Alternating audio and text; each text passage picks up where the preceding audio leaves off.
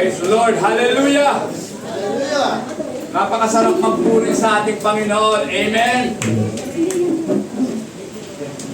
Praise God. Hallelujah. Hello.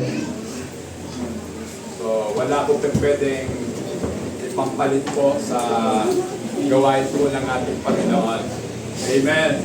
Hindi kayang tumbasan ng halaga ang presensya ng ating Panginoon. Amen. Hallelujah.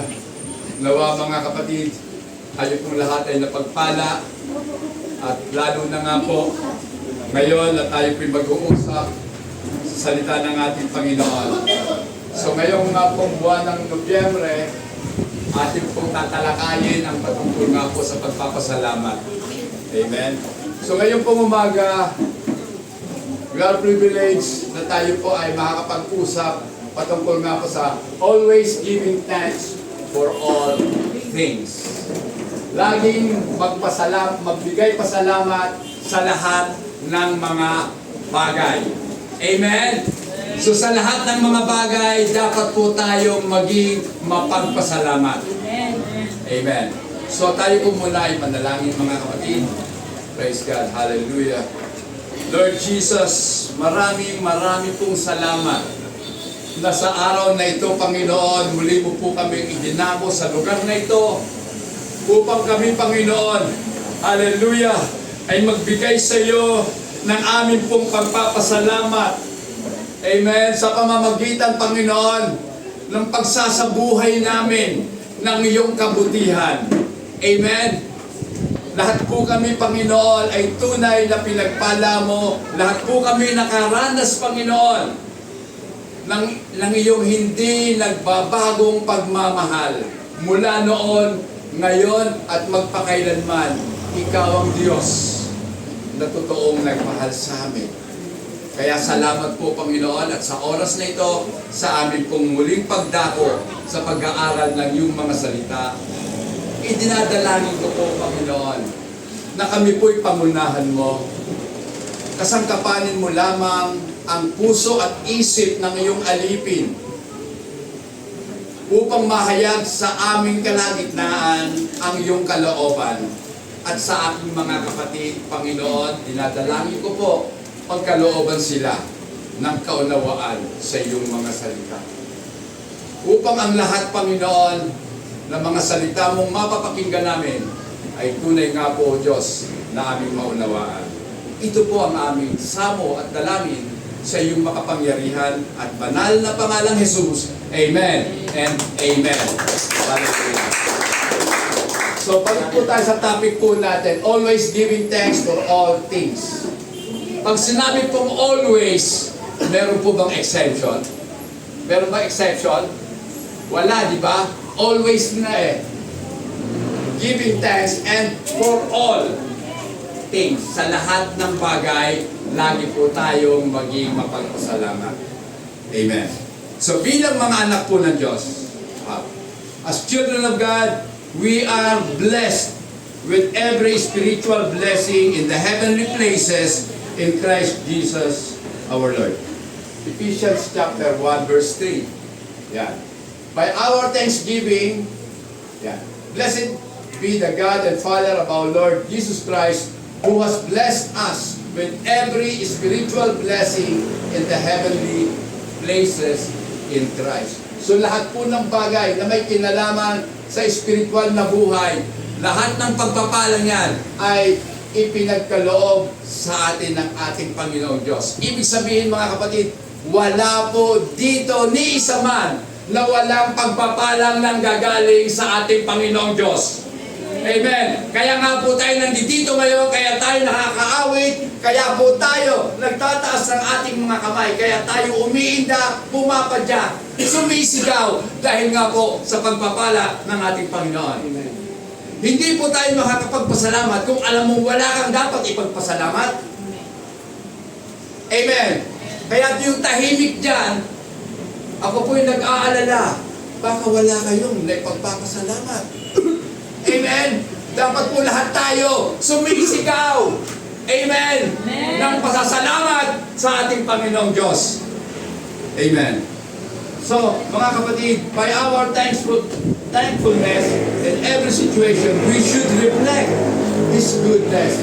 So, ang ating pong pagpapasalamat sa bawat sitwasyon ng ating buhay ay reflection lamang ito ng kabutihan ng ating Panginoong Diyos at ng Kanyang pagmamahal sa atin. Amen. At ipinapakita po natin ito doon sa mundo na hindi nakakikilala sa ating Panginoong Jesucristo. Amen. Kaya kung tayo po laging nagpapasalamat at mapagpasalamat sa Diyos, makikita ng mga tao sa labas na hindi nakakikilala sa ating Panginoon, ay yan pala ang Diyos nila. Amen. Sa kabila ng kanilang kasalatan, sa kabila ng kanilang kahirapan, sa kabila ng kanilang karamdaman, nagagawa pa rin nilang pasalamatan ang ating Panginoong Diyos. Amen. So, Paul knows how prone we are to grumbling. Pag sinabi pong grumbling, ano yan? Alam nyo mga kapatid, tiniyan ko po sa diksyonaryo, ang grumbling po ay may kahulugan complaining in a bad-tempered way. Mareklamo, maangas. Amen? Tayo ba'y mareklamo sa Panginoon? And a bad-tempered. Pag sinabing bad-tempered, hindi ko ma-describe kung mga kapatid ko anong uri ng itsura meron. Ang isang tao merong bad temperament. Di ba? Siguro yung mukha niya lukot na lukot. Yung kila niya salubong na salubong. Yung bibig niya nanginginig sa galit, sa ngit-ngit. So yan po yun mga kapatid. Alam ni Paul na ang mga tao ay prone, ibig sabihin talagang madali po tayo na makaranas ng pagrereklamo sa buhay. Amen? Yung bang kulang lang tayo ng isang bagay sa buhay, reklamo na agad. Amen? Wala lang makain. Pastor, sino ba naman di magreklamo? Walang makakain. O diba? Ibig sabihin, yung isang meal na wala kang makain, reklamo na ba kaagad? Malay mo, gusto lang ng Panginoon, maranasan mo naman magutom. Amen. Kasi kinakailangan din ng katawan po natin pagpahingahin yung ating yung ating gilingan. Basta ano yun? O diba? Pagpahingahin din naman natin. Mula nang tayo ipinanganak, wala nang tigil yan. Diba? Wala nang tigil yan. Titigil lang yung pagtigok na tayo, mga kapatid. So, it is a lifelong battle to cultivate grateful heart in all things. So, ito po ay nangangailangan po, pag sinabing lifelong, habang buhay, na pakikipagdigma, pakikipaglaban, pakikipagtunggali, para lamang makultivate natin ang isang uri ng puso na mapagpasalamat sa Diyos. Amen. Tingnan nga po natin ang puso natin. Hindi ko nga lang makita puso ko. Pero, meron ba tayong grateful heart? Meron ba tayong pusong mapagpasalamat sa Diyos? Ngayon bang nagising ka ng maaga, galit ka na kaagad? Bakit? Mamaya pa ako gigising eh. Kaso linggo, kailangan kong gumising ng maaga. Mga kapatid, sa totoo lang, ako po'y nasanay na sa 1 o'clock na gising sa umaga. At sanay na rin po akong matulog, alas 7:30, umakit na po ako, natutulog na. Kasi, alam ko po yun, alauna gigising, kailangan matulog ng maaga. Amen? Pero sa hapon, nagkakaintindi din po ng mga 1 hour, okay na po yun. Sapat na po yun sa isang tumatanda ng tao na katulad ko. Amen. Kayo kasi mga bata pa, matako pa sa tulog yun. Nanay Merlin, maaga na tayo, nagigising, no? Okay, so maaga na talaga nagigising yung mga katulad namin. Amen. Next, Pao. Being thankful is not an option. Okay, sinasabi natin, option lang yung pastor, pwede naman hindi ako maging mapagpasalamat. Hindi po. It is not an option. Peter O'Brien, sa kanya pong sulat sa mga taga-Epeso, sinabi niya, thanksgiving is almost synonym for the Christian life. Halos magkasing kahulugan daw ang pagpapasalamat sa Kristiyanong buhay.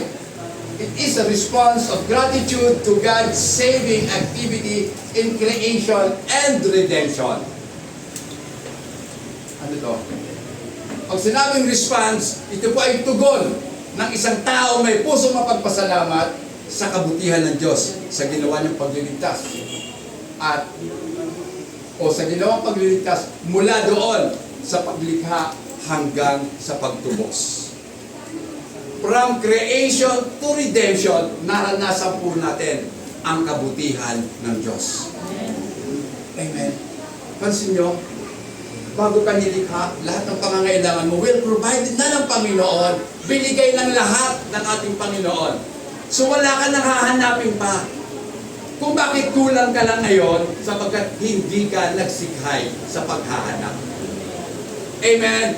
Medyo may katamaran tayo. Amen. Sino ba dito tinatamad manalangin? Oh.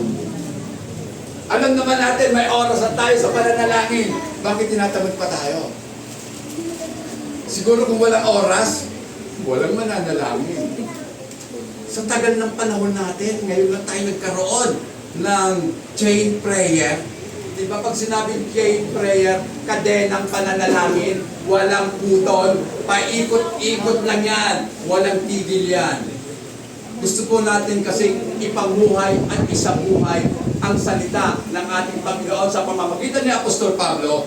Ang sabi niya, pray without ceasing.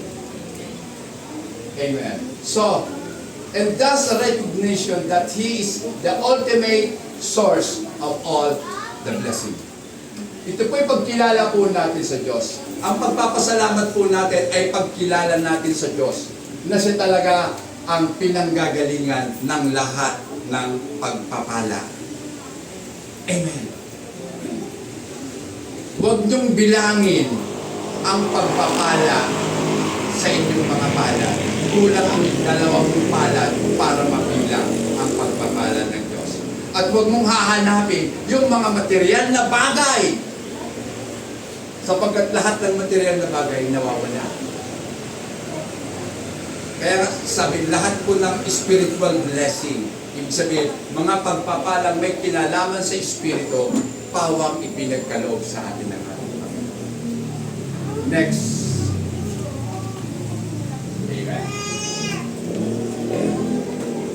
Sabi po ni Charles Spurgeon, kanyang naobserbahan o kanyang nakita, sabi niya, in heaven, we shall give thanks to God always for all things without exception. Sa langit, sabi niya, tayo ay magpapasalamat o magbibigay pasalamat sa Diyos lagi sa lahat ng bagay without exception.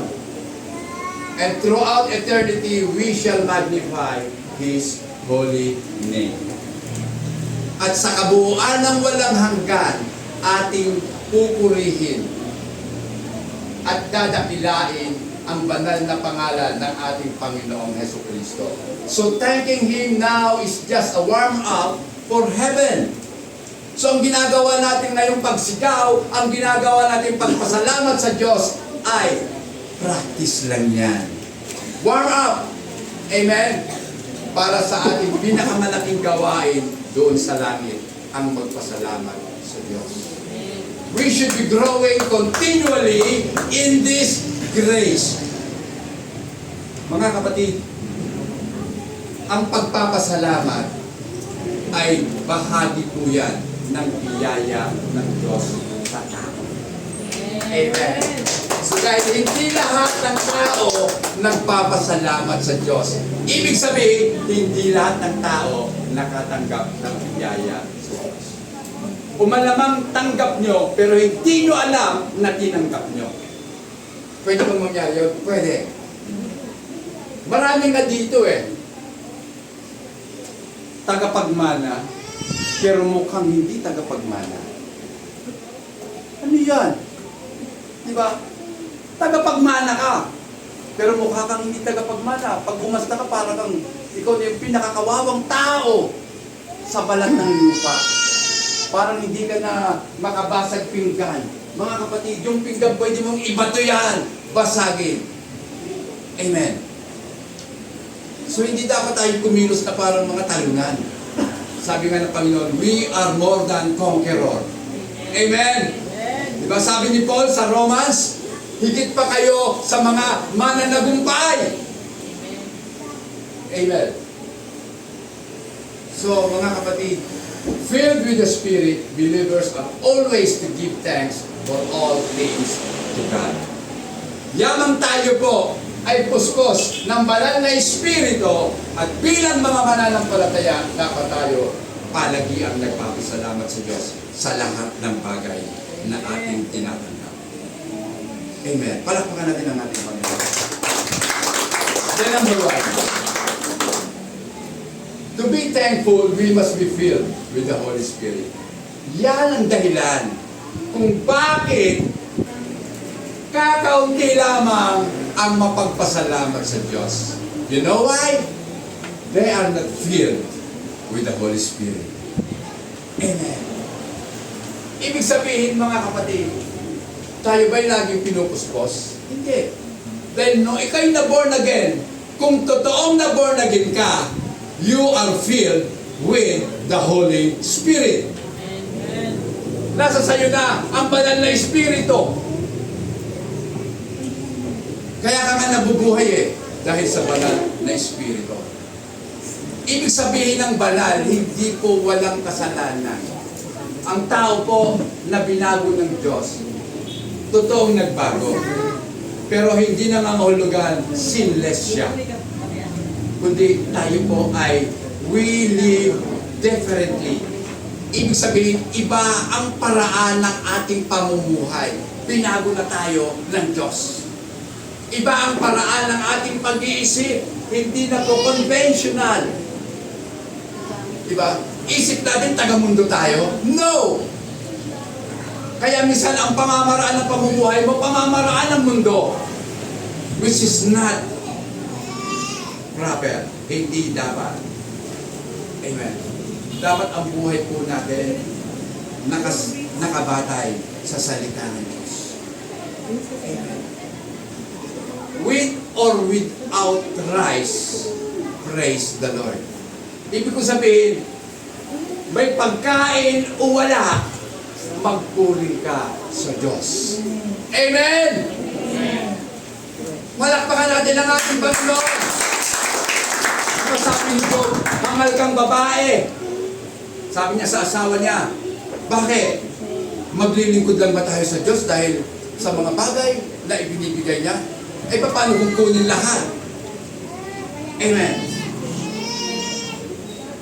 Diba? At nangyari nga po sa buhay ni Job. Kinuha lahat ng ating Panginoon. Kaya sabi niya, hubad akong lumabas sa sinapupunan ng aking ina, hubad din naman akong babalik sa lupa. Amen. So wala tayong dapat ipagmalaki. Yung garo ng damit mo, panlupa lang yan. Amen. Yung damit mo yan, kumukupas, naluluma, nabubulok, kasabay ng pagkabulok ng ating katawan. Pero yung pagkatao loob, the more na tumatanda tayo, the more na nagiging refined, binabago, amen, ng ating Panginoon. Okay. Yun, mabuti tinama na ni Paul.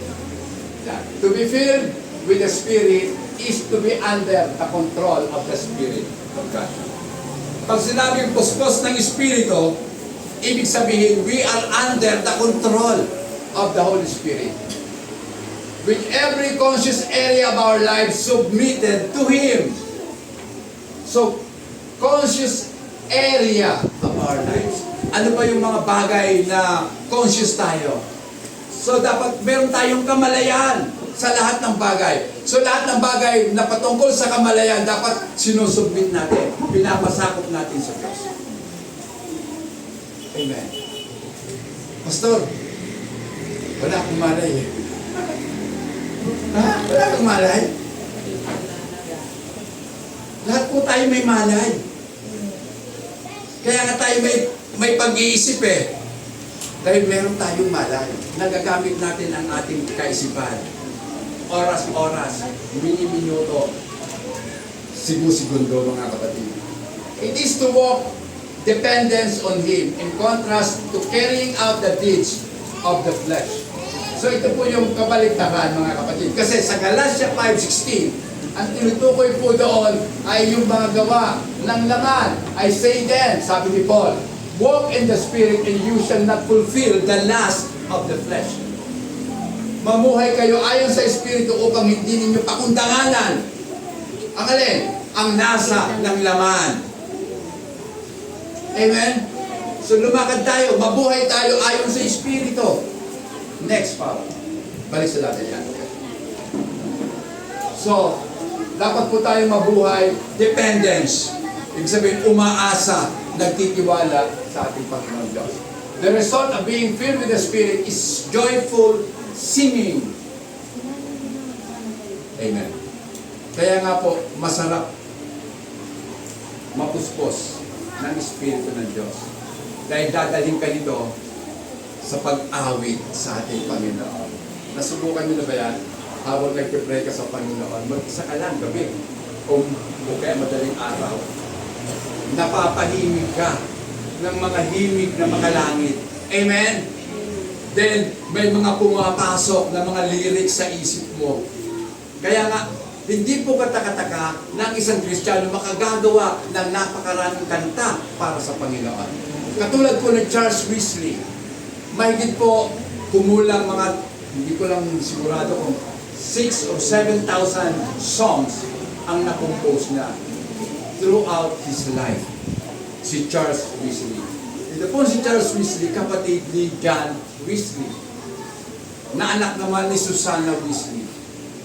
So marami sila magkakapatid, may 10 yata sila. Pero napalaki ng nanay na may takot lahat sa Diyos. Kaya 2 sa anak niya ang naging prominente sa pananampalatayang Kristiyano. Si John at si Charles Wesley. Okay. So, and subsequently resulting to a heart that is thankful. To grumble means we are not under Spirit's control. Ang pagiging reklamador ay ebidensya at patunay na ikaw ay walang Espiritu ni Kristo. Amen! Kaya walang magre-reklamo kahit umuwi tayo alas 2. Amen! Amen! Okay. Kaya kakaintindihan. Alas 2, sabi ko. Pero baka wala pang alas 2 tapos na to. Okay. Next pa. Number 2. God wants us to give thanks for all things. Ang gusto po kasi ng Diyos, lagi tayong mapagpasalamat sa lahat ng bagay. So pag sinabing in all things, wala nga pong, ano dito walang exception. Walang hindi dapat ipagpasalamat. Pastor, pati problema ko, ipagpapasalamat ko. Pati yung sungit ng asawa ko, ipagpapasalamat ko. Yes! Dapat lang. All things nga eh. Di ba? Ito, sira na sapatos ko. Ipagpasalamat mo, sira na sapatos mo. Dahil malapit nang mapalitan niya ng bago. Amen!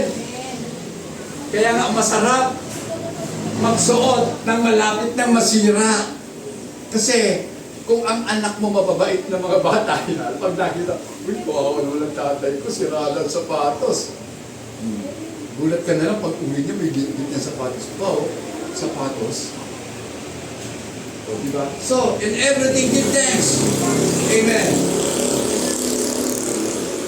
Kahit wala kang pera ngayon, basta wala ka akong pang-offering. Alam mo, kapatid, hindi ako naniniwala wala kang pang-offer. Dahil hindi pera ang pinag-uusapan na handog sa Panginoon. Kung wala kang paghandog na material na bagay, bakit hindi mo ihandog ang buhay mo sa Diyos? Amen? Yan ang pinakamahalagang handog para sa Diyos. Diba? Ano ba yung kanta ni Chris Christian? Take my life, a living sacrifice. Diba? Ang ganda ng kantang yun, hindi na natin nakakanta yan. Diba? Take my life, Lord. Ito ang buhay ko. Gamitin mo para sa iyong kaluwalhatian. Amen. Higit pa po yan sa 1 million mong i-donate sa simbahan. Magpapatayo ako pasto ng simbahan. Ang tagal. Ngayon na. Kasi masikip na tayo. Amen. Kailan kaya to? Sino ba dito ang gustong pagpalain ng Panginoon?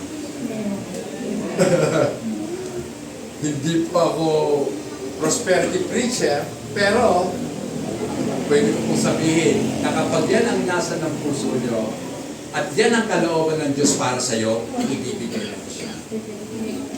Mark my word. Amen. Okay, mga kapatid. Saan ba ako?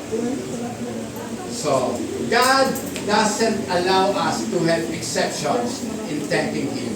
Paul doesn't say, offer giving thanks to for most thinking na po dito sa akin. Okay. Ang sabi po dito, often, hindi offer. Okay. Often, madalas, yan, ang ibig sabihin niya, often, giving thanks to for most things. Kadalasan daw, tayo nagpapasalamat lamang doon sa iilang mga bagay. Kasi siyempre, iniisip natin, yung mga very yung mga shocking na mga pangyayari, yun ang naipapapasalamat natin. Yung bigla kang tumama sa loto, kahit hindi ka tumataya, talagang shocking yun. Di ba? Shocking yun. Pastor, nanalo ako sa loto. Tumataya ka? Hindi nga po kaya nag-shock ako Pero wala akong Kristiyanong tumataya sa loto, ha? Wala po dito sa simbahan na to. Ay, ko lang sa iba. Kung ini-encourage ng pastor nila na tumaya sa loto para malaki ang interest. Sabihin, parang yung tithes. Kasi sa atin, walang tithes dito, mga kapatid. Hindi ko ina-advocate. I am not an advocate of tithing. I would prefer giving. Kasi ang tithing, bahagi na yan ng giving. Di ba? Kasi pag nag-tithe ka, nagbigay ka ng tithes. Pero kung nagbibigay ka lang, walang ano pa mang kakibat na katawagan. Basta pagbibigay ng maluwag sa kalooban. Masaya. Hindi na uuobliga. Amen. That is, yan ay kapag-pinabang sa Diyos at katanggap-tanggap sa Diyos. So, pag sinabi pong always, constantly ang ibig sabihin niya. So, pag sinabing always, constant, tuloy-tuloy. In every situation, including trials, dapat po tayo maging mapagpasalamat. What more frustrating, sabi ni Paul, maging sa kanyang mga trials, nagagawa pa rin ni Paul maging mapagpasalamat. Knowing that God was using them to produce perseverance, proven character, and hope. Pakibasa, Romans 5:13, ano sabi? Nasa sanlibutan na ang kasalanan bago ibigay ang kautusan. Ngunit kung walang kautusan, ang kasalanan ay hindi itinuturing na kasalanan. So, mga kapatid, and not only that, but we also glory in tribulation. Mali yata nabasa ng Sister Benedict. Ay, 5:3 pala. Sorry po, hindi 13. Ito yung tama. Mali yung mali yung kanina. Okay. Not only that, but we also glory in tribulation. Tayo daw po ay nagluluwalhati din sa kabila ng mga tribulation. Knowing that tribulation produces perseverance. So alam natin na ang kahirapan nagbubunga o nagdudulot ng pagtitiis. Kaya gusto niyo bang mahirapan? Sinong gusto mahirapan? Amen. Ay, wala yata. Kung ilan nag-amen na. Ayaw niyong mahirapan? So ayaw niyong magkaroon kayo ng pagtitiis? Paraan po yan ng Diyos, mga kapatid. Matagal na tayo nagtitiis, tama? Matagal na, Pastor. No need na sabihin mo pa yan. Sinanay na tayo ng ating Panginoon sa pagtitiis. Kaya naman, eto na tayo. Persevere na. O, Berna, nasaan ka na? O, di ba? Persevere na tayo. Sobra na. Sobra ng pagtitiis ang nagagawa natin. Pero hindi pa talaga yan. Marami pang pagtitiisan. At kapag dumating ang matinding kahirapan, salay na tayo doon. Amen! Ang sanlibutan, naninibago, hindi sila sanay. Amen. Next.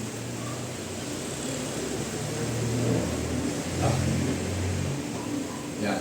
When he was beaten, si Paul, mga kapatid, binugbog. So, hindi lang basta binugbog, ibinilanggo pa. Kaya nga, doon po sa Acts 16:25 hanggang 26, pakibasa. Nang maghahating gabi na, sina Pablo at Silas ay nananalangin at umaawit ng mga himno sa Diyos at nakikinig naman ang ibang mga bilanggo. Walang ano-ano'y lumindol ng malakas at nayanig pati ang mga pundasyon ng bilangguan. Biglang nabuksan ang mga pinto at nakalag ang mga talikala ng lahat ng bilanggo. Gusto nyo makalaya? Sa masungit nyong asawa? Gusto nyo makalaya? Sa mga parusa ng sanlibutan? Magpuri kayo at manalangin hating gabi. Gayahin nyo si Pablo at si Silas. Amen! Sabihin nyo yan sa kakilala nyo. Na nung sila'y nananalangin at umaawit sa Panginoon, kusang lumindol ng malakas. Amen! Di ba? Pag lumindol ng malakas, yanig ang utak ng kontrabida. Mayayanig ang utak niya at sasabihin niya, sige, lumayas na kayo paglinggo. Huwag ka nang magpupuri sa hating gabi. Natutulog ako. Huwag kayong magpuri dito sa bahay ko. Pumunta kayo sa simbahan nyo. Doon kayo magpuri.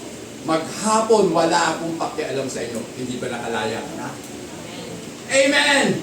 Gawin nyo, mga kapatid. Hindi masama yan. Biblical yan. Ngayon, sino kaya ang matinong isip na nabugbog ka na? Nakatalikala ka pa. Diba? Kasi si Paul, nasa dungeon. At noong panahon, hindi katulad ng mga preso ngayon, walang kadena. Noon may kadena. Naka-stack up. Yung kamay, yung paa, nakakadena. Hindi mo malaman kung uupo ka pa o tatayo. Ang hirap ng kalagayan ng mga preso noon. Napakadilim pa. Walang kuryente. At mainit yun kasi sa ilalim sila. Underground. Kadalasan ng mga prison cell. Di ba nakita niyo siguro sa mga palabas ng araw, nasa dingding sila, nakakadena. Pag malupit yung hari, kung saan ka ikinadena, sesementuhan na yan. Buhay kang kilig doon. Di ba napanood, di ba yung Count of Monte Cristo? Ano, mga kapatid. Kaya minsan makakakita ka sa mga lumang palasyo, pag tinungkab nila yung mga dingding nila, may mga kalansay na nakakadena pa. Kasi, nililibing ng buhay. Nakatali ka lang. Buhay pa yun ha. Tatamunan ka ng semento. Ganun mga kapatid. Pero nagagawa pa rin ni Paul at ni Silas na magpasalamat at magpuri sa Diyos. Amen. Di ba? Yan ang uri ng pagpapasalamat na napakalaki ng kredito sa ating Panginoon. Nagpapasalamat ka dahil nahihirapan ka. Nagpapasalamat ka dahil may sakit ka. Pastor, pwede ba? Pwede bang ipagpasalamat ang sakit? Bakit? Bakit hindi? Tandaan natin, ang kaisipan ng Diyos kaiba kaysa sa kaisipan ng tao. Sa tao, hindi pwedeng magpasalamat. Sa anak ng Diyos, pwedeng magpasalamat. That is why, ito na yung pagkakataon na kung saan mapapatunayan mo na ang Diyos na pinaglilingkuran mo ay Diyos na makapangyarihan sa lahat. Siya ang dakilang manggagamot na sa kabila ng iyong karamdaman, kaya ka niya pagalingin. Amen. Alam niyo ba mga kapatid, una kong pinag-pray may sakit, namatay pa. First time, mga kapatid, tinawag ako eh. Kasi meron daw naghihingalo. Sabi ko, bakit pa naghihingalo? Tapos siyempre ako naman, excited eh. Kasi first time ko yun na bilang bagong Kristiyano. Excited ako na makapag-pray. So pinag-pray ko, yung naghihingalo. Pagkatapos ko mag-pray, biglang humagot, patay. Sabi ko, ha? Nag-iyakan ng mga kamag-anak. Sabi ko, patay, sisisihin yata ako ah. Pero salamat sa Diyos, hindi naman ako sinisi. Nagpasalamat pa nga sila. Kahit daw paano, nakakakinig pa rin yung mahal na sa buhay ng salita ng Diyos. Yung pala, backslider na Kristiyano. Hindi ko alam kung anong hatol ng Panginoon, pero ang alam ko, nakinig siya, hinanap niya ang pastor na mananalangin. Eh wala si pastor namin dati. Kaya ako ang tinawagan ng isang kapatiran. Sabi ko, pambihira ka. Hindi naman ako pastor. Unang-una hindi ako pastor. Eh wala eh. Brother, wala. Ikaw lang. Sabi ko, sige. So, ganun pa man mga kapatid. Dapat talaga ipagpasalamat. First time kong mag-pray, patay pa. Pero at least, yung namatay na yon, namatay lang yung physical. Yung kaluluwa niya, tiyak yun, nabubuhay sa piling ng Panginoon. Kasi hinanap niya eh, na ipag-pray siya. Amen. Bihira yun. Siyempre, mamamatay ka na lang. Ano ba, pag tayo ba'y mamamatay na, sinong tatawagin natin? Doktor? Gusto ko pang mabuhay. Diba? Talagang agaw buhay na eh. Gusto niya pang mabuhay. Dapat ang gugustuhin mo na. Bitawan mo na yung buhay mo. Ang hanapin mo, tiyakapin mo, yung may-ari ng buhay. Amen! Yung pinanggagalingan ng buhay ang ating Panginoong Jesus. Next part. Ay, ito pala. And from that reason that Paul wrote our text, always giving thanks for all things. Alam niyo mga kapatid, doon mismo sa bilangguang yon, doon na isulat ni Pablo ang kanyang sulat sa mga taga-Efeso na kanyang sinasabi, always giving thanks for all things. Laging mapagpasalamat sa lahat ng bagay sa ating Panginoon. Pakibasa po, itong 2 Corinthians 11, 23 hanggang 28. Sige po, sa Tagalog. Nabay mga lingkod ni Kristo, mas mabuti akong lingkod ni Kristo kaysa kanila. Para akong isang baliw na nagsasalita ngayon, higit ang aking pagpapagal kaysa sa kanila.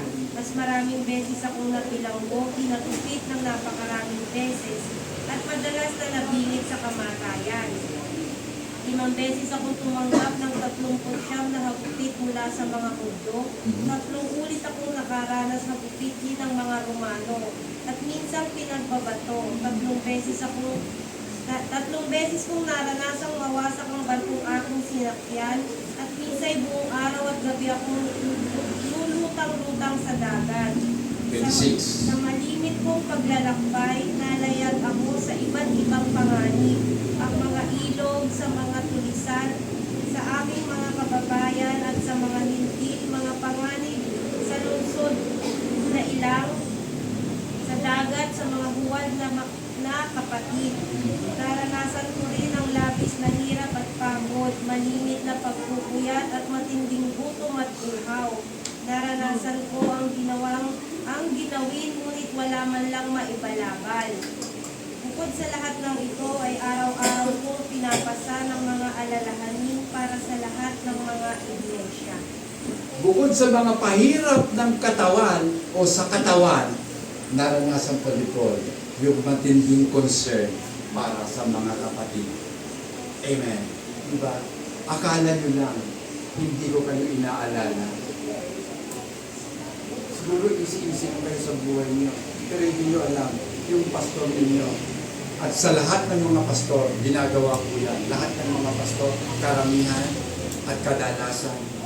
Hindi alam ng mga miyembro, pero iniiyak ng mga pastor yan, yung mga miyembro lang yan. Diba?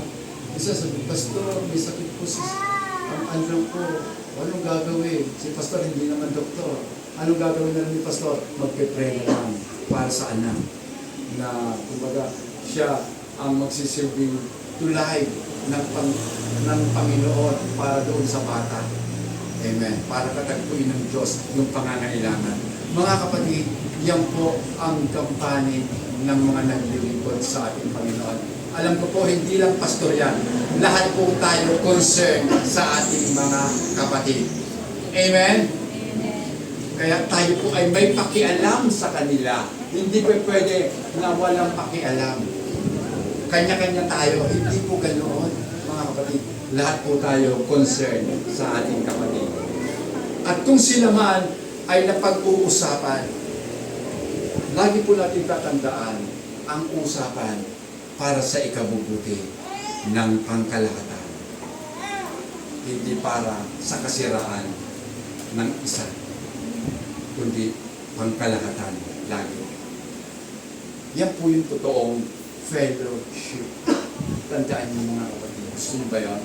Na tayo-tayo nagsisakmalan? Walang ganun sa mga anak natin. Okay. We recognize that God is not the author of evil. Kinikilala natin na ang Panginoon ay hindi po ang may akda ng kasamaan.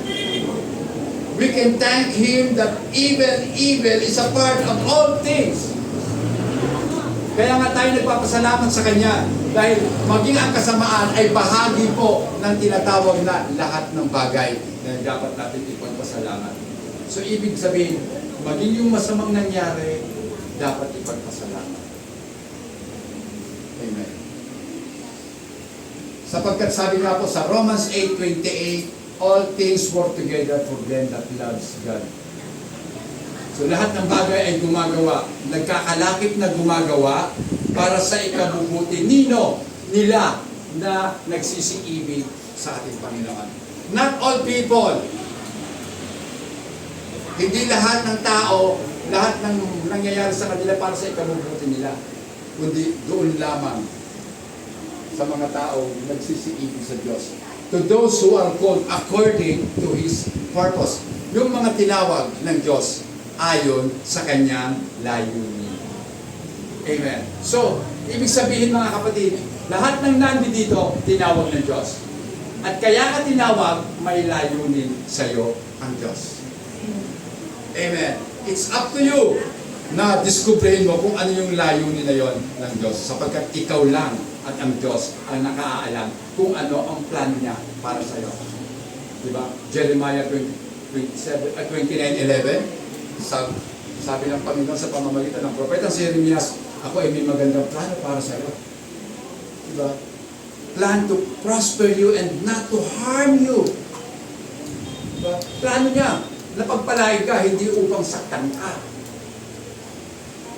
Pero bakit ka nasasaktan, mga kapatid? Bakit ka nahihirapan? Sapagkat may gustong ituro sa iyo ang Panginoon. Amen. Diba? Wala namang atleta na basta na lang sumabak sa Olimpiada na walang practice. Kung gusto mo ng anak mo ay maging athletes pagdating ng araw, 2 years old pa lang, sanayin mo na. Akit-akit na siya sa mga dingding. Diba? Okay, lambi-lambi din na, patambing-tambingin mo na para si Yolo. Oh, anak, tambing ka nga. Uy, ang galing yung ano ko, mahusay ng tumambing. Huwag yung anak mo wala pang 5, gusto mo maging basketball player? Ha?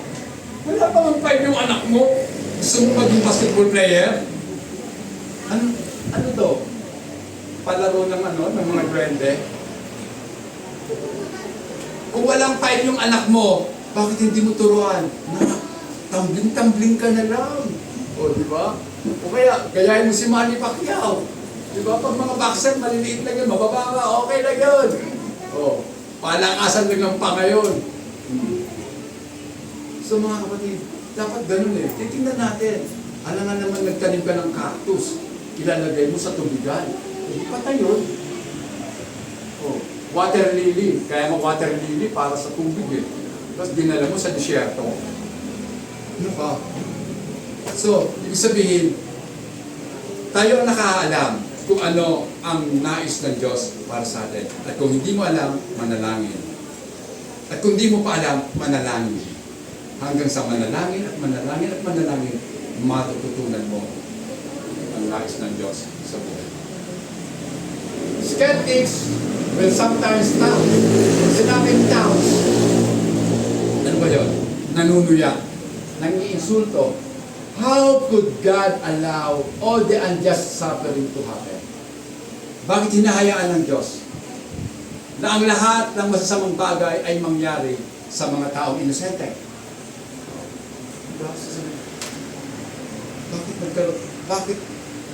Bakit hinahayaan ng Diyos na magkaroon ng gera?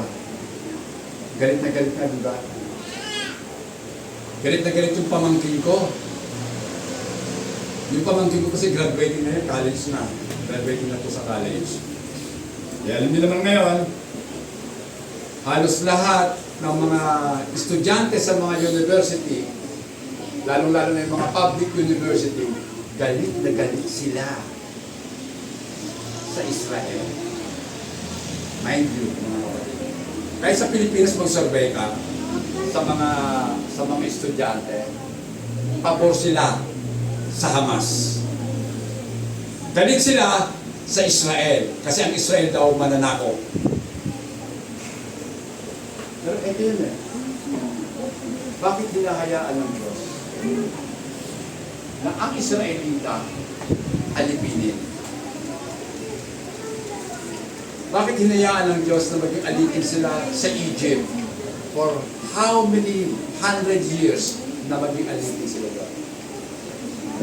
Bakit sa ngayon? Bakit hinahayaan ng Diyos na digmain sila ng mga Arab countries? Pinagtutulungan ng Hamas, ng Houthi,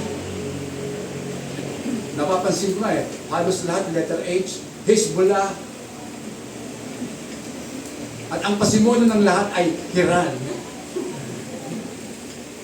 Kasi H nga, hindi na Iran ang tawag doon, Iran. Hindi po Iran doon sa Maynila.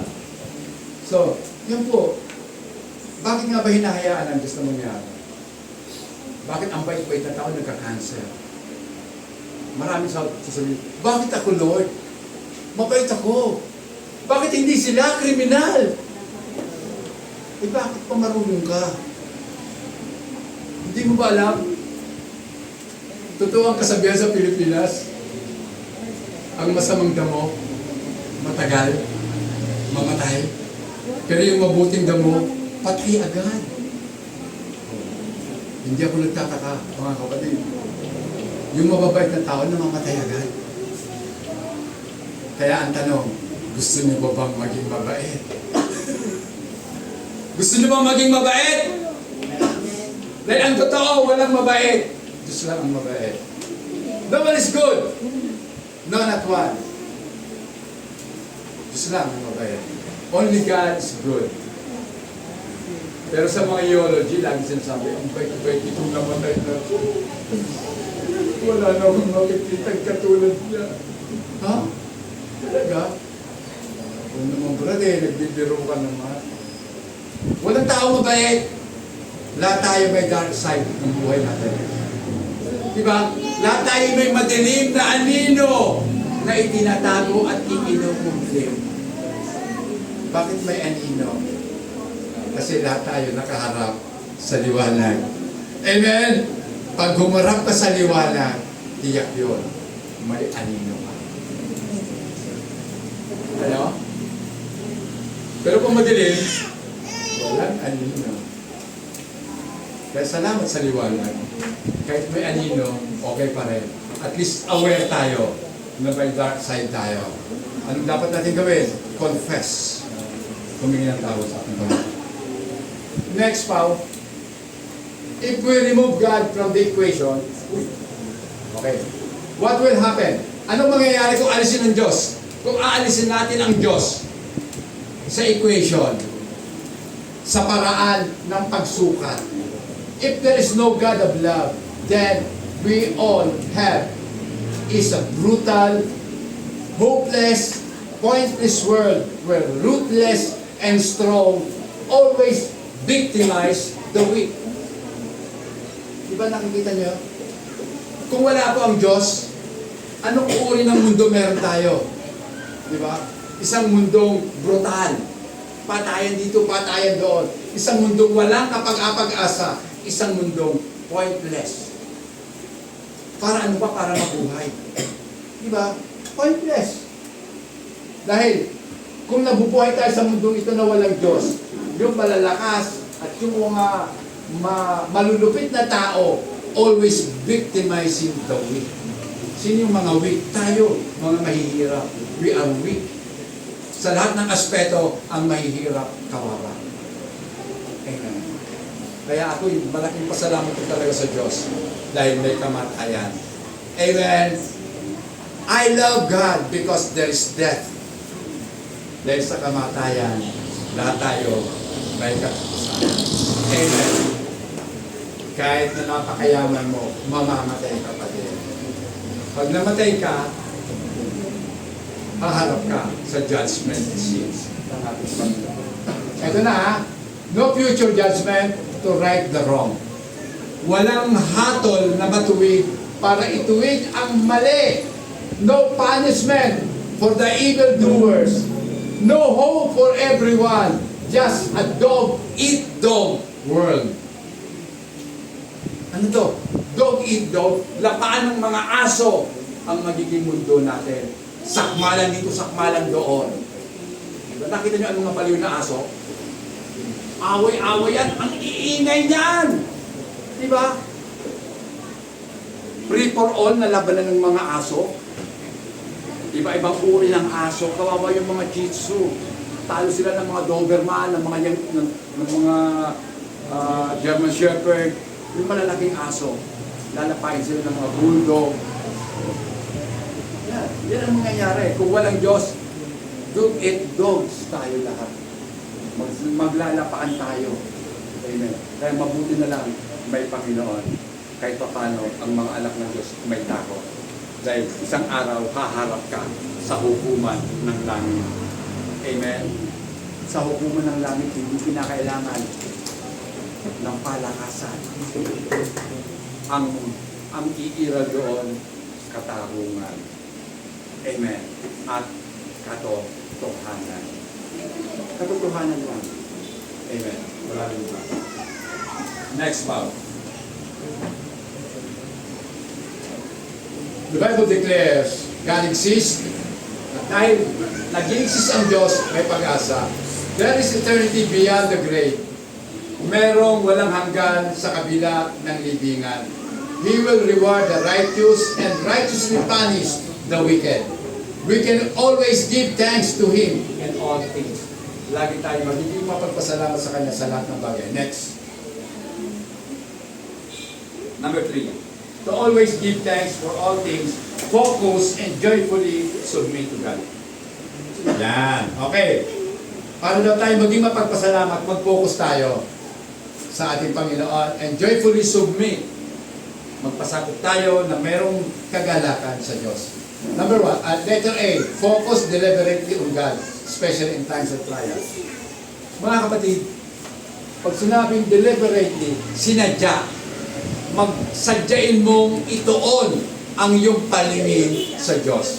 Kasi ang totoo, ang mundo, tinatawag ang pansin ng mga tao. Amen? Yang hawak mong cellphone, tinatawag ang pansin mo. Pansinin mo naman ako, mamaya. O, diba? Marami ng mga notification. Okay? Magre-ring na yan. May tawag. Hello? Sino to? Ay, San Pedro! Tawag mo ko? Oo, kukunin na kita. Ha? San Pedro, hindi muna! Hindi, joke lang. Content ko lang yan. Sa kaibigan mo pala. Ang pangalan si Pedro. Sinabi sa'yo, San Pedro siya. Natakot ka na, no? Kala mo, kukunin ka na. Hindi. So, focus tayo sa ating Panginoon. Especially sa mga panahon ng pagsubok. So, doon po sa Psalms 57, alam naman po natin ang Psalms 57 na yan, noong time na si David po ay hinahunting ni Haring Saul para patayin. Yan. Doon po sa verse 7, Psalms 57 verse 7, my heart is steadfast, O God, my heart is steadfast. I will sing and give praise. Pag sinabing steadfast, anong ibig sabihin niya? Ang puso ko ay matatag. Amen! So ibig sabihin, ikaw na mismo ang mag-encourage sa sarili mo. Huwag mo nang antayin pang i-encourage ka ng mga kapatid mo. Kasi hindi halatang may problema ka. Di ba? Kasi kinakaya mo lahat. Maliban na lang na mayroon siyang discerning spirit, malalaman niya may problema ka pala. Pero kung wala, hindi halata na may problema. Pero sabi ni David, my heart is steadfast, O God. My heart is steadfast. I will sing. Kahit may problema ako, aawit ako sa Diyos. Kahit may problema ako, magpapasalamat at magpupuri ako sa Diyos. Amen! Yan po ang dapat na maging ugali natin mga Kristiyano. We won't thank God without deliberate focus on Him. Hindi natin makapasalamatan ng Diyos kung hindi talaga tayo magsasadyang mag-focus sa Kanya. Letter B, focus on God's sovereignty. So mag-focus tayo. Ituon natin ang ating mata, pansin sa kapangyarihan ng ating Panginoon. God is sovereign. Okay. There is a false teaching today called open theism. Alam niyo ba yung bagong aralin ngayon, yung open theism? Na doon po sa open theism, yung mga proponent noon, dinideny po nila ang absolute sovereignty and omniscience ng ating Panginoong Diyos. Ibig sabihin, kapag ang tao na may problema, kapag dumating siya sa matinding pagsubok, maging ang Diyos man, naguguluhan din tungkol sa iyo. Ha? Ano yun? Ang Diyos na i-influensya natin, kapag tayo punong-puno ng problema, nararatel din ba ang Diyos? Hindi. Ang Diyos is sovereign. Pinahintulot niya lang yan. Kasi walang, sabi ni R.C. Sproul, walang gumagalang atom o walang gumagalang coronavirus na hindi alam ng Diyos kung kanino dadapo. Kung bakit nagka-COVID ang tao, alam ng Diyos yun. Kasi, ganun ang Diyos natin. All-knowing, alam niya lahat. Alam niya ang pasimula. O alam niya ang wakas sa pasimula pa lang. Alam niya na. Hindi ba kayo nagtataka? Wala pang mundo, pinili ka na. O, ano? Alam niyo yun? Wala pa ang mundo, hindi pa ginagawa ng Diyos ang buong sanlibutan, pinili ka na. At kung pinili ka na ng Diyos, hindi ka ba nagtataka? Ganun kahusay ang Diyos. Pinagparis-paris niya lahat mula kay Eva at kay Adan. Sino kaya ang naging tatay mo? O diba? Sino ang magiging nanay ng mga ninuno mo para lumabas ka lang?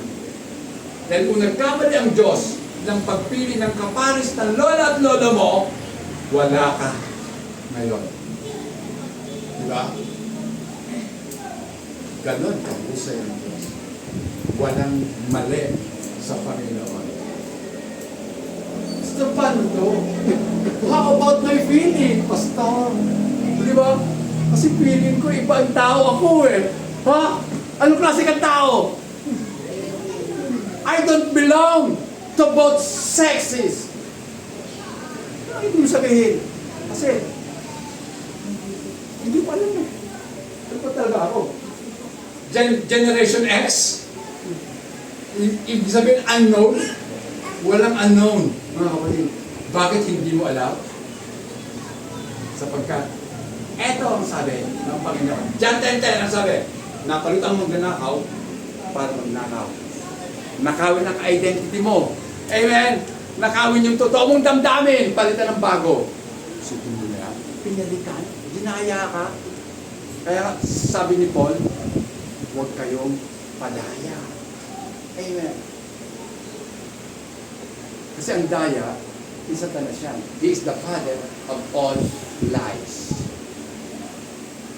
Kung tayo'y mandaraya, alam na ang tatay mo, si Taning. Kasi si Taning, sa pasimula pa lang, mandaraya.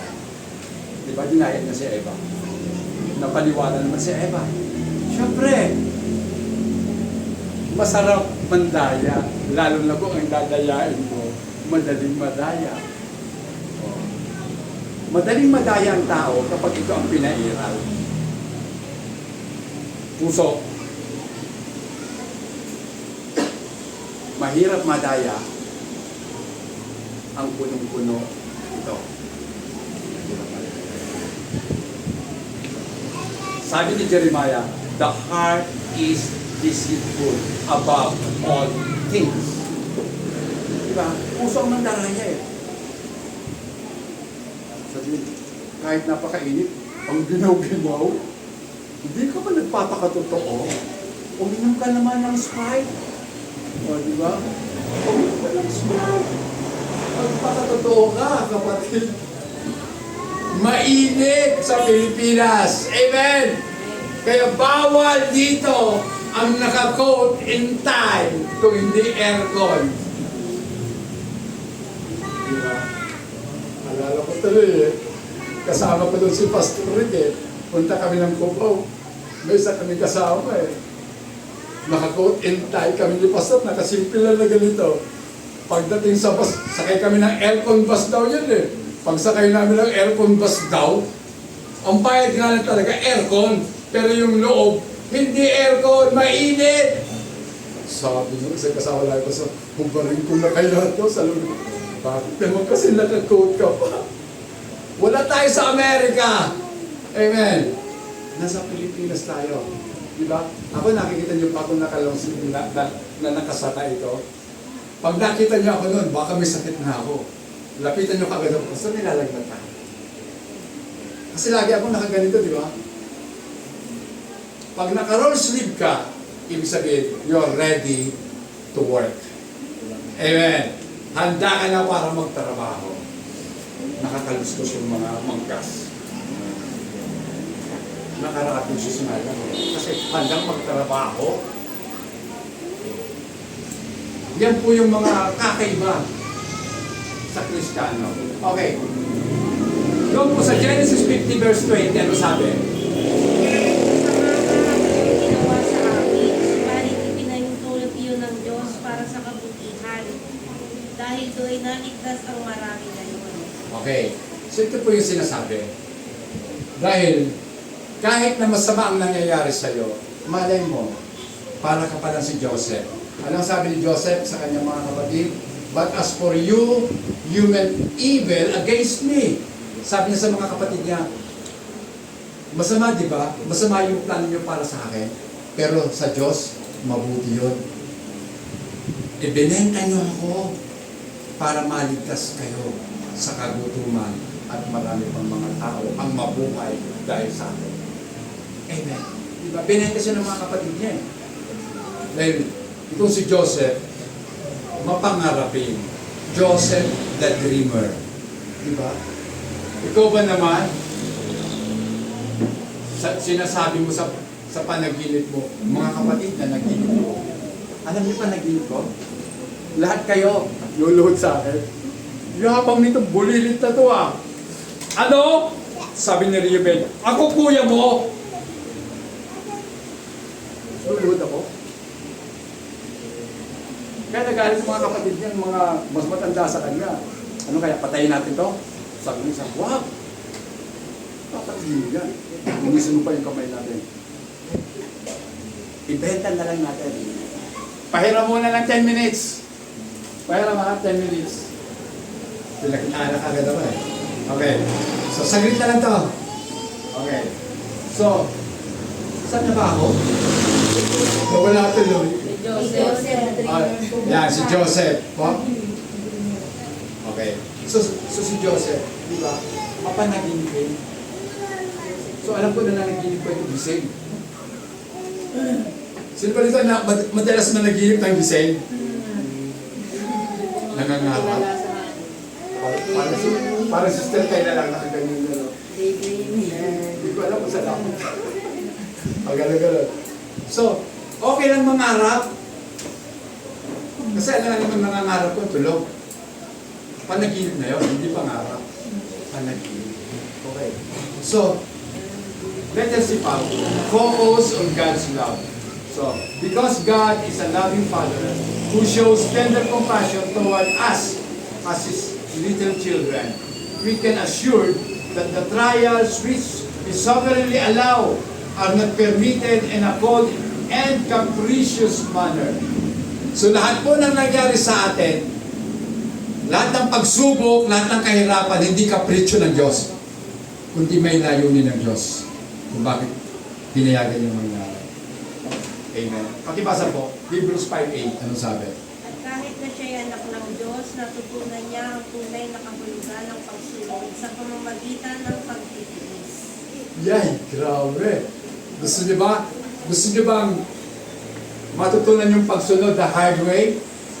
Through suffering? Mahirap yun, di ba? Susunod ka na rin lang eh. Gusto mo pa bang mahirapan?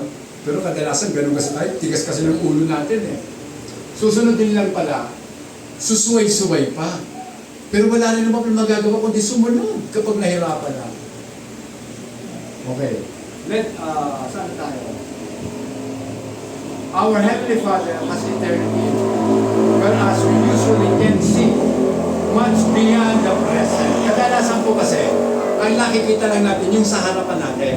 Hindi na po natin nakikita what is beyond sa unahan natin. Amen. So, bakit ganon? He doesn't always reveal to us why He does what He does. Hindi naman lahat at hindi obligado ang Diyos na ipaalam sa atin kung bakit niya ginagawa ang mga bagay na ginagawa niya para sa atin. Pero kadalasan, nare-realize natin na mabuti ang ginawa ng Diyos after na nangyari sa atin ang mga masalimuot na bagay. Makikita mo, salamat Panginoon. Akala ko talaga, natapusan ko na. Yung pala, pasimula pa lang. O di ba? Kala mo na, the end na ng buhay mo eh. Yung pala, binigyan ka pa ng second chance. Parang si King Hezekiah, nung sinabi ng Panginoon, Isaiah, puntahan mo si Hezekiah. Sabihin mo, ihanda niya na ang kanyang sambahayan. Mga kapatid. Kung ikaw ang sabihan ng Panginoon noon, katulad ni Hezekiah, iiyak ka din syempre. At si Hezekiah humarap sa dingding, nagmakaawa sa Diyos. Lord, maawa ka sa akin. Hindi niya na sinumbat sa Diyos yung mga mabuti niyang ginawa, humingi na lang siya ng habag sa Diyos. Then ano sabi ng Panginoon? Bumalik ka, Isaiah, kausapin mo si Hezekiah, sabihin mo, dinaragdagan ko pa ng 15 years ang buhay mo. Sarap, no? 15 years? Kung dadagdagan pa ako ng Panginoon ng 15 years, 79 ako mamamatay. Pero hindi ako si Hezekiah, si Ricardo ako. Sabi ko kay Sister Jenny, kinakabahan ako eh. Bakit? So, sabi sa akin, bakit Pastor? Kasi si Pastor, namatay si Pastor, ilang taon? 66? 65. Sabi ko nga, kinakabahan ako. Tapos, di ba nung nag-usap tayo, after a week, nagkasakit ako, sabi ko, patay. Sabi ko na nga sabi ko, iba ako pag kinabahan. Tapos bigla na lang pumasok sa isipan ko, ano kaya, ito na kaya yung sinasabi nila na dumating sa buhay ng mga mangangaral ng Diyos na siya mismo mag-decide, aayaw na siya. Sabi ko, teka na, bakit pumasok sa isip ko yun? Parang, sabi ko, ba't di ka na lang muna magpahinga? Sabi ng isip ko sa akin, ba't di ka magpahinga? Ha? Magpapahinga ako? Eh pag nagpahinga ako, mamamatay na ako nun.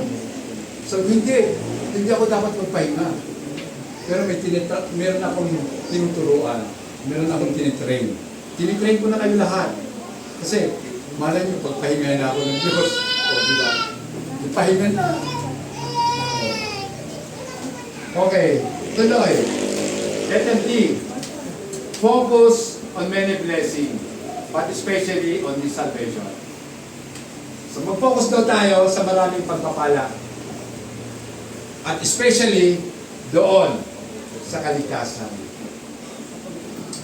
Lagi tayong naghahanap sa Diyos. Panginoon, nasaan yung pagpapala? Laging sinasabi ng Bible, may blessing. Pero hindi natin napapansin yung pinakamalaking blessing na ibinigay sa atin ng Diyos. Diba? Yung blessing na yun, yung salvation natin, yung ating kaligtasan. Apostle Paul, si Apostle John, sabi niya doon sa 1 John 3:1, ano sabi? Tingnan ninyo kung gaano kalaki ang pag-ibig sa atin ng Ama. Tinatawag tayong mga anak ng Diyos at iyan nga ang totoo. Ang dahilan kung bakit hindi tayo nakikilala ng mga makasanlibutan ay hindi nila kinikilala ang Diyos. Gusto niyo ba kilalanin kayo ng buong sanlibutan? Gusto niyo yan? Makilala kayo? Maging bantog kayo sa sanlibutan? Ako po hindi. Ayoko na. Mas masarap unknown. To the unknown heroes. Di ba doon sa Bataan, nakalagay doon, to the unknown heroes. Ang dami kasi mga bayani na hindi kilala.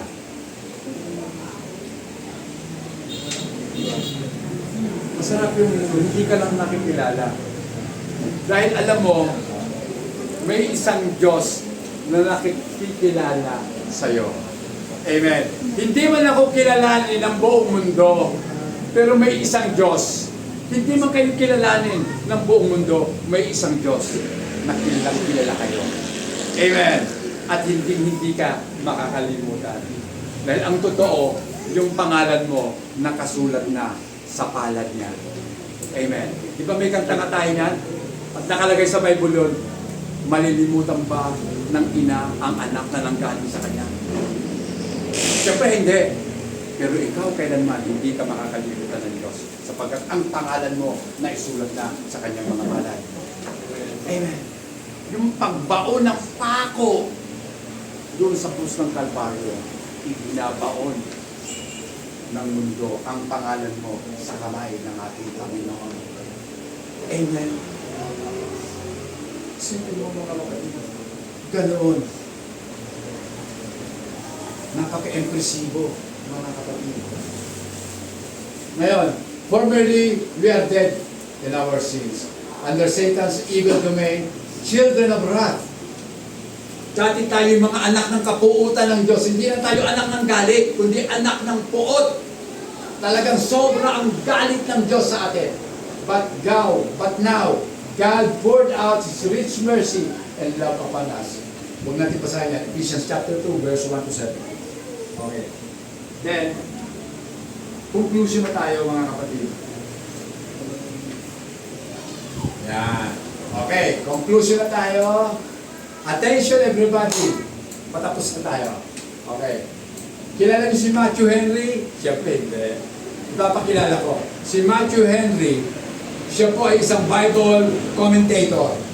Nabuhay siya 16th century pa. Siya nagsabi, ayon sa kanya pong pagkakasulat sa kanyang diary, he was robbed once. Ninakawan siya minsan. Pero, sabi niya, sa pangyayari sa kanyang buhay, sinulat niya sa kanyang diary, sabi niya, let me be thankful. Kinakailangan kong maging mapagpasalamat. Number one, dahil, sabi niya, because I was never robbed before. Hindi yung hapon na, hindi yung hapon. Na hindi ako minahal noon. Hindi ako ninakawan noon. I was never robbed before. Number two, although they took my purse, they did not take my life. Sabi na, kahit kinuha na nila yung pera ko, pero hindi naman nila kinuha ang buhay ko. Kaya dapat ka lang magpasalamat sa Diyos. Una, Nagpapasalamat siya dahil minsan lang siya ninakawan. Ikalawa, hindi kinuha ang buhay niya. Then pangatlo, although they took my all, it was not much. Kahit kinuha na nila lahat, pero hindi ito napakarami. And number 4, itong pinakamaganda sa lahat. Sabi niya, it was I who was robbed. Ako ang ninakawan at hindi ako ang nagnakawan. Diba? Yan si Matthew Henry. Nagpapasalamat sa Diyos kahit na ninakawan. Salamat sa Diyos kasi ninakawan ako dahil ako nagpapasalamat dahil hindi ako yung taong nagnakaw. Amen! Kaya purihin po ang ating Panginoon. Rather than grumbling, you will prove to be a child of God above reproach when you always thank God. Di ba?